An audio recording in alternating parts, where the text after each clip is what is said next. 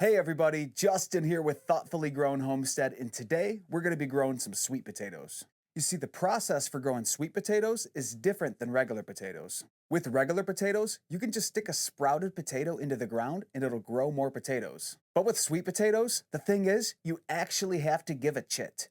That's right, I said chit. C-H-I-T. Now, if you're not sure what chitting is, it's the process of growing sweet potato slips or little vines that sprout off of the sweet potato. This picture here is a sweet potato that we grew last year, and after sitting in our pantry for too long, it started chitting on its own, and every single one of those slips can become a new plant that grows more sweet potatoes. So what you do is you grow the slips, you get them to root, and then you can plant the rooted slips in your garden. And you need to start this early because sometimes they can take up to 6 weeks to develop.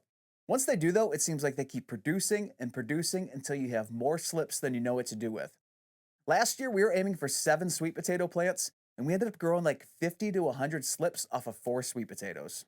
We're in Michigan in Zone 6B, so we start these at the end of February or the beginning of March, which is now. So let's get to it. The first thing we're going to do is sterilize our sweet potatoes with 3% hydrogen peroxide, and this is going to kill off any mold or fungus. All you have to do is pour it into a bowl, coat the potatoes, and let them sit for 15 minutes. We had a pretty good harvest with some decent sized sweet potatoes last year, but these were just the small ones that were left over. Last year we grew our slips from store-bought potatoes, so I'm hoping that we have just as much success with these. While those are sitting, fill an empty seed starting tray with some soil, and this is just one of those bottom trays that usually catches the excess water. You could also use an old pie dish, a food storage container, or really anything that'll hold the sweet potatoes when they're laying on their side. Just make sure it's clean and sterilized.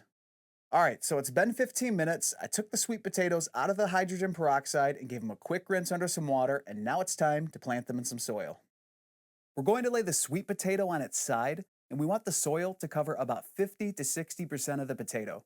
So just scoop a little bit out of the way if you have to, lay it down, and then you can tuck the soil back and around it. Now all you have to do is place these under some grow lights or in a window with some great natural sunlight, and water them with a light mist every 1 to 2 days. Because there's no drainage under this tray, it's going to retain a lot of moisture, and if it gets too wet, it could actually cause your sweet potatoes to rot. So just stick to a light mist and you should be good. After about 6 weeks, you should have some pretty good slips growing, and I'll do another video at that time like how to cut and root the slips. But for now, if you're wanting to grow sweet potatoes this year, especially if you're in a climate like here in Michigan, start chitting them now so you can get them in the ground for a full growing season. At that, I hope this was helpful. Thank you for watching, liking, and subscribing. We'll see you in the next video.